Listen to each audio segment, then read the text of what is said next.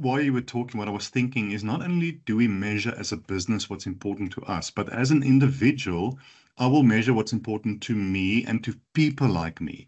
And I'm sure we're going to touch on biases as we go because it's important. Yes. But say, for instance, we want to do a survey on health within families. Is the family functioning, etc. My view is family is like mine. There's a man, there's a woman, and there's a child.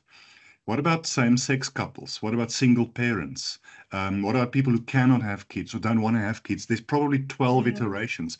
And that's why I always say you need that multifunctional and well, disciplinary and multicultural team. Because my colleague must say, Johan, you're measuring families that's like yours. Or I'm measuring people whose finances are like mine. And that's where the measuring also stops. We create in our own image.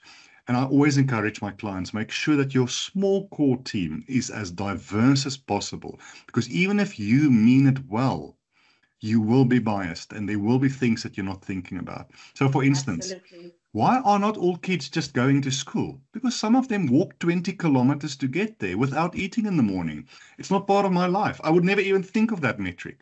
So I just want to encourage everyone on this topic. Get perspectives outside of your world. Because Yes. otherwise we will only serve the people who look like us and who think like us and who are like us. And in this Yes. country we can't do it.